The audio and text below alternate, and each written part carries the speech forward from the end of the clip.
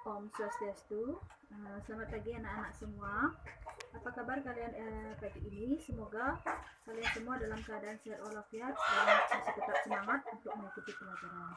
Nah, untuk pertemuan kita pagi ini, kita akan membahas tentang parwa-parwa di dalam Mahabharata. Namun sebelumnya, silakan anak-anak simak dulu video yang Ibu share di grup WA kelas, yaitu tentang kisah Mahabharata. Silakan ditonton dulu video tersebut. Setelah itu silakan di Google Classroom juga Ibu sudah share PowerPoint tentang Mahabharata. Baiklah, untuk selanjutnya Ibu yakin kalian sudah membaca PowerPoint yang Ibu kirim tadi di Google Classroom dan juga video tentang Mahabharata. Nah, baik, untuk selanjutnya Ibu akan jelaskan materi kita hari ini pada pertemuan ini tentang Mahabharata, yang mana sebelum kita lebih lanjut ada baiknya dulu kita mengetahui pengertian tentang itihasa. Nah, itihasa itu terdiri dari Ramayana dan Mahabharata, di mana di dalamnya mengandung kisah tentang kerajaan-kerajaan Hindu atau epik tentang kepahlawanan raja-raja Hindu di zaman dahulu kala, di mana di dalam itihasa tersebut mengandung ada mitologi, ada filsafat, pencerahan-pencerahan, filsafat-filsafat hidup dan tuntunan-tuntunan hidup bagi kita semua. Nah, di dalam itihasa seperti yang telah Ibu sebutkan tadi itu ada Mahabharata dan Ramayana. Tapi di sini yang akan kita bahas, kita akan membahas tentang Ramayana. Nah, lanjut lagi tentang Ramayana. Tentu pada diri kalian tidak asing lagi tentang Ramayana. Apalagi di zaman modern sekarang, kita bisa mengakses video atau cerita-cerita tentang Ramayana itu dengan mudah. Dengan smart dengan handphone kita, handphone Android. Di sana kita bisa membuka di Google, itu banyak sekali ada tentang kisah-kisah Mahabharata. Nah, untuk lanjut lagi, agar kita tahu apa sebenarnya itu Mahabharata. Nah, Mahabharata itu adalah kisah kepahlawanan raja dulu di kerajaan Astinapura yang terdiri dari 18 parwa yang dikenal dengan sebutan Astadasaparwa. Nah, kenapa Astadasaparwa anak-anak? Karena Astadasaparwa itu terdiri dari 3 kata, yaitu Asta, Dasa, dan Parwa. Asta itu artinya 8, Dasa itu artinya 10, dan Parwa artinya bagian. Nah, di sini Astadasaparwa itu artinya 10 atau 18 bagian yang ada di dalam Mahabharata, atau secara lebih lebih mudah lagi, ada 18 bagian atau episode yang terdapat dalam kitab Mahabharata. Nah, adapun isi dari Mahabharata itu, isi secara singkat, cuplikan secara singkat itu membuat seluruh rangkuman cerita di dalam Astadasaparwa. Nah, itu ada isinya, itu intinya perebutan kekuasaan antara Panca Pandawa dan Korawa, di mana Panca Pandawa dan Korawa ini adalah saudara sepupu. Nah, di mana pihak Korawa ini adalah pihak yang menganut atau boleh dibilang adharma, dan Pandawa adalah pihak yang dharma. Nah, ini lebih lanjut lagi.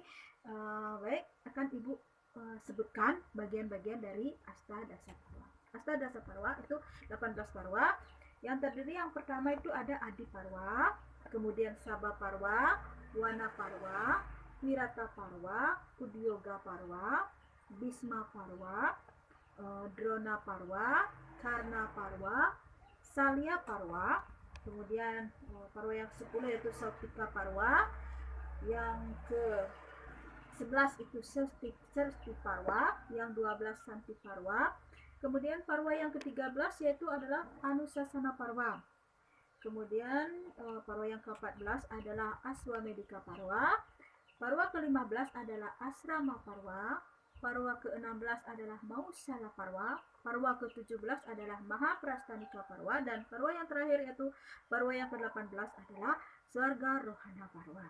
Nah, dari ke-18 parwa ini nanti dapat perlahan anak-anak pelajari di rumah, hafalkan satu persatu, tapi tidak boleh ditukar, itu harus berurutan dari Adi Parwa, Sabha Parwa, Wana Parwa, Wirata Parwa, semua harus berurutan. Kenapa berurutan? Karena memang jalur ceritanya itu dimulai dulu dari Adi Parwa, kemudian Sabha Parwa, Wana Parwa, dan seterusnya.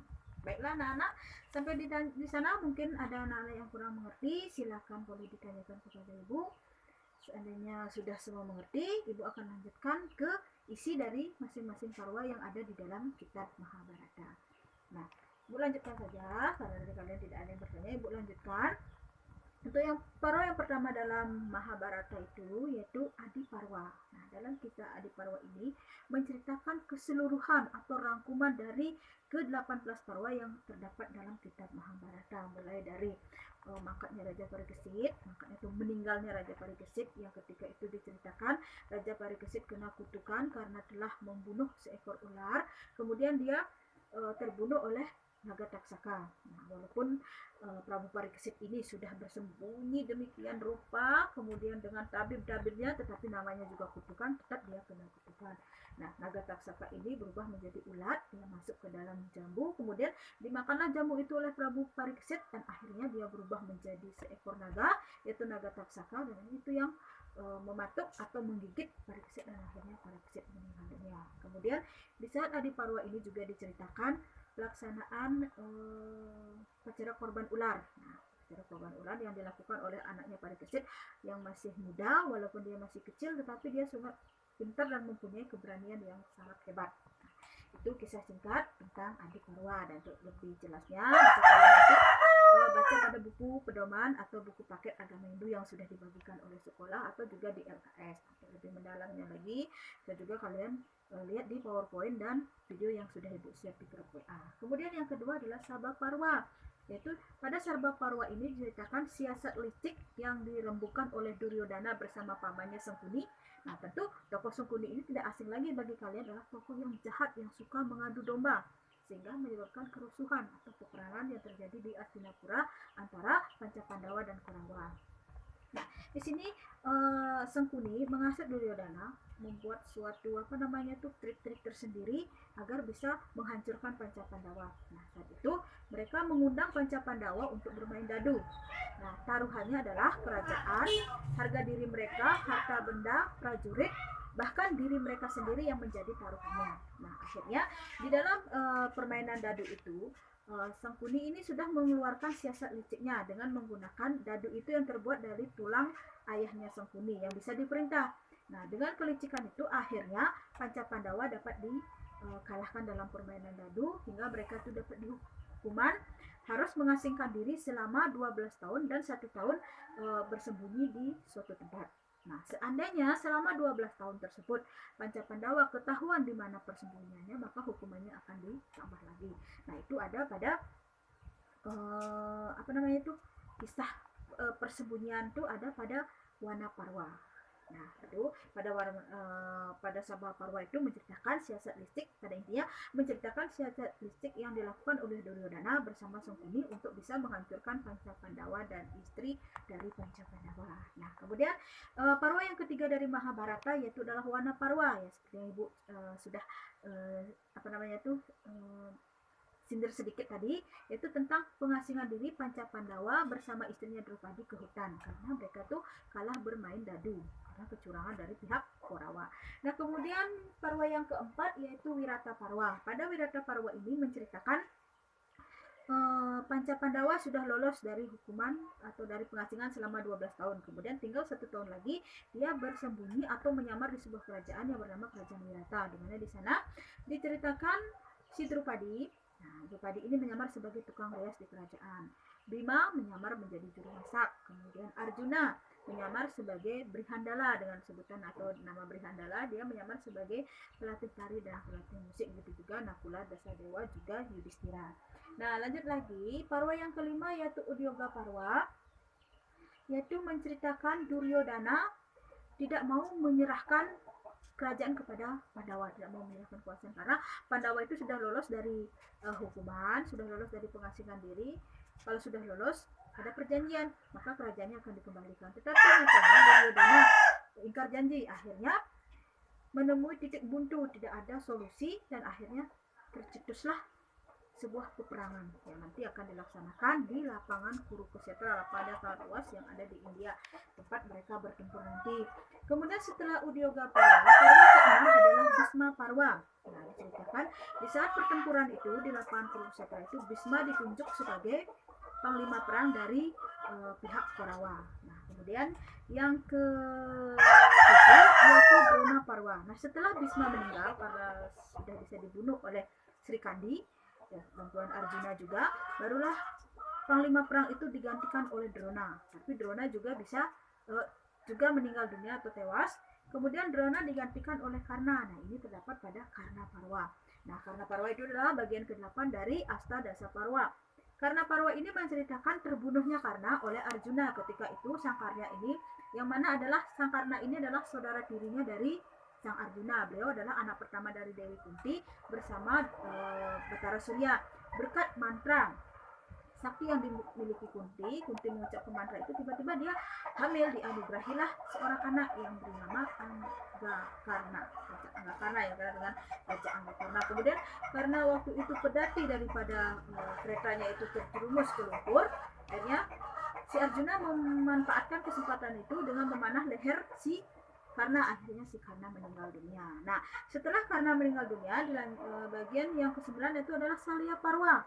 Salya Parwa menceritakan yang menjadi panglima perang di pihak Korawa saat itu adalah Prabu Salya, tetapi Prabu Salya juga bisa dikalahkan oleh Pandawa.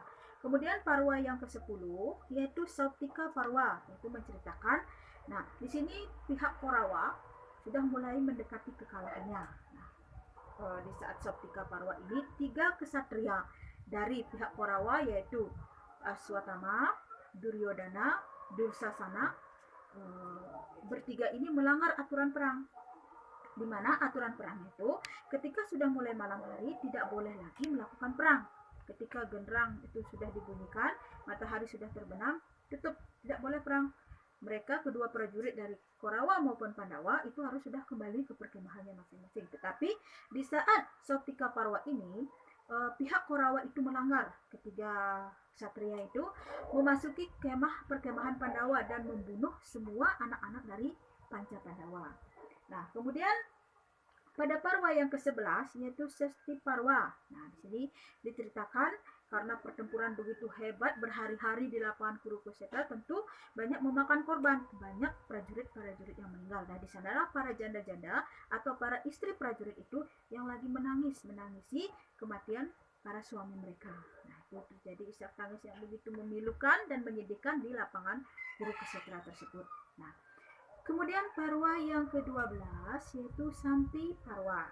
Nah, Santi Parwa ini menceritakan berkumpulnya Gandhari, Prabu Drestarasta, dan Panca Pandawa juga Kresna di lapangan Kurukshetra. Mereka itu berkumpul bersama-sama, kemudian merenungi peperangan yang telah terjadi. Nah, di sana berkecambuk dalam hati mereka itu ada kesedihan, penyesalan, dan lain sebagainya.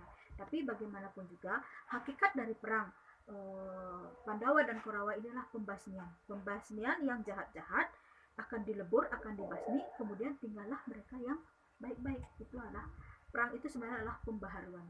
Nah, kemudian lanjut lagi anak-anak, kita ke Parwa yang ke-13 yaitu Anusasana Parwa.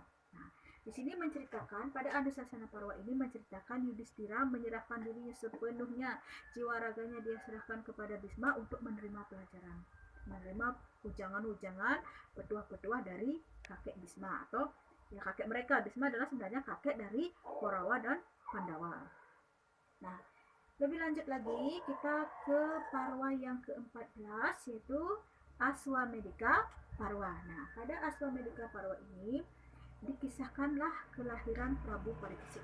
Nah, Prabu Parikesit ini dikisahkan walaupun sebenarnya Prabu Parikesit itu sempat di dalam kandungannya dia meninggal dunia, tapi berkat bantuan dari sang Arjuna, bukan sang Arjuna, dari Krishna, akhirnya dia bisa dihidupkan kembali. Nah, si Prabu Parikesit ini sempat meninggal dunia di dalam kandungan berkat serangannya si Aswatama dengan suatu senjata ajaib yang sempat membunuhnya dalam kandungan, tetapi bisa hidup kembali. Nah, kemudian Parwa yang ke-15 itu Asrama Parwa. Nah, Asrama Parwa ini kembali menceritakan pihak Korawa, kemudian Gandhari, Drestarasta, dan Gandhari, Drestarasta dan Korawa menyerahkan sepenuhnya kerajaan kepada Yudhistira atau kepada Pancapandawa, karena di sini mereka sudah kalah. 100 Korawa sudah terbunuh. Akhirnya mereka menyadari dan diserahkan semualah kerajaan itu kepada Yudhistira. Nah, saat itu juga Yudhistira dilantik, dinobatkan menjadi raja. Nah, selanjutnya adalah Parwa yang ke-16 anak-anak, yaitu Mausala Parwa, yaitu mengisahkan hancurnya bangsa Wresti atau bangsa Yadawa karena kutukan. Nah, mereka ini sebenarnya bangsa Wresti atau bangsa Yadawa ini adalah bangsa yang indah. Nah, orang-orangnya begitu beradab, kemudian bangunan-bangunannya sudah tertata rapi, gedung-gedung, kemudian perkotaannya, kemudian ada kolam-kolam, dan pokoknya kota Yadawa itu atau kota Wresti itu sangat indah. Tetapi masyarakatnya terlibat perang saudara dengan menggunakan senjata gada ajaib. Mereka saling membunuh, akhirnya mereka kena kutukan dan hancurlah kota itu, hancurlah orang-orang Yadawa itu. Kota Yadawa itu bangsa Yadawa itu ditenggelamkan. Kalau sekarang mungkin disebut dengan tsunami, artinya hancurlah mereka itu semua. Nah, kemudian sekarang adalah Parwa yang ke-17, yaitu Mahaprastanika Parwa. Nah, Mahaprastanika Parwa ini adalah Parwa ke-17 yang menceritakan bahwa Pancapandawa itu, Yudhistira, Bima, Arjuna, Nakula, Sahadewa beserta istrinya itu menyerahkan kerajaannya kepada Pariksit. Pariksit di sini adalah cucu dari Arjuna. Beliau dinobatkan menjadi raja, kemudian Pancapandawa beserta istrinya mengasingkan diri pergi ke hutan dan melepaskan semua ikatan duniawi, harta, tahta, kerajaan semua dia serahkan kepada Prabu Pariksit. Nah, kemudian pada Parwa ke-18 yaitu Sorga Rohana Parwa itu menceritakan perjalanan suci yang dilakukan oleh Pancapandawa beserta istrinya. Kelima Pandawa ini melakukan perjalanan suci ke puncak gunung Himalaya.